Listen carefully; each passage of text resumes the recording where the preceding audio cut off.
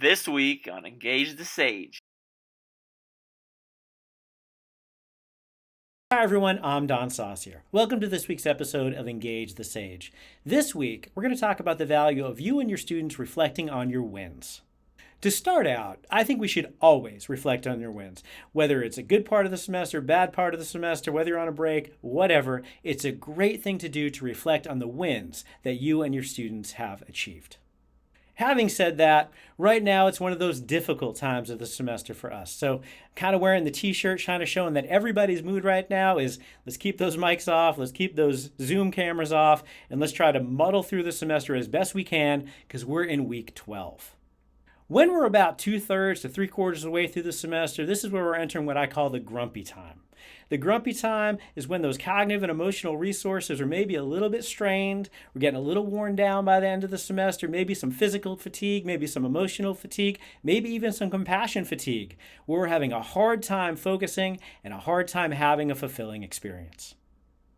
This grumpy time is making us grumpy as instructors. It's also potentially making our students grumpy as students.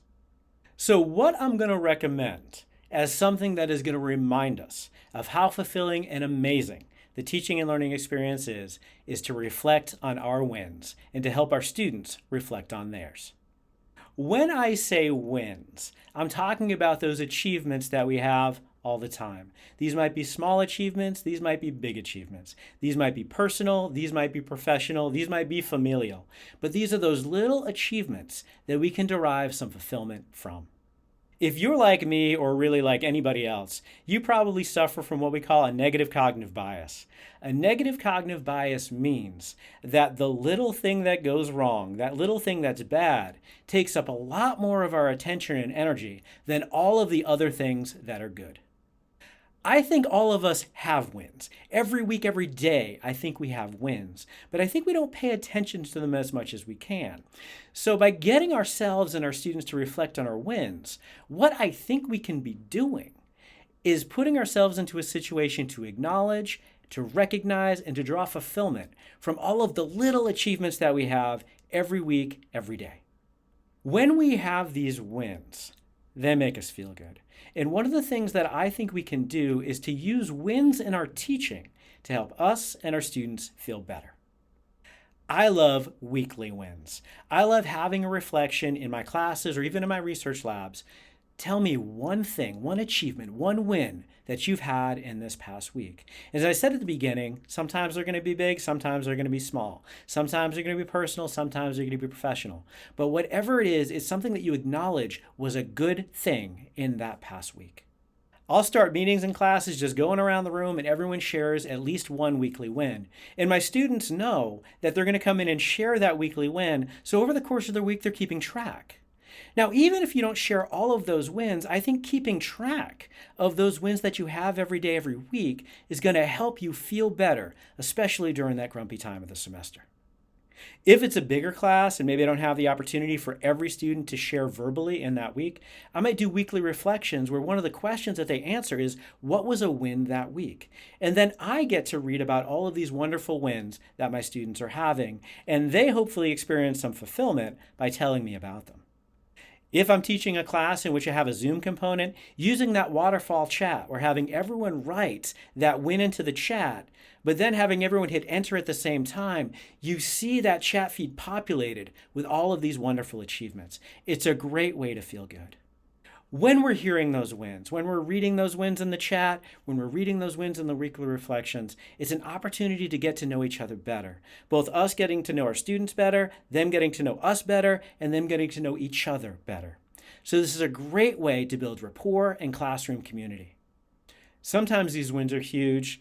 We get to clap for each other. We get to really acknowledge, hey, that's amazing. Maybe it's a defended thesis. Maybe someone get a job. Those might be great, but sometimes that win is just, I didn't press snooze 5 times this morning, or I made it to class or the meeting today. Acknowledging all of those wins at whatever level I think is important to reestablishing some positive emotional experience and embracing and relishing those achievements. What a win is a reminder that the sky is not falling. The world is not completely on fire. There are things that are going well. I find for myself, I know I'm going to have to share my wins in my weekly lab meeting with my graduate students. So I actually have a Word doc where I keep track of the wins that I have over the course of the week. And then when we get into that meeting, I pick my favorite ones to share.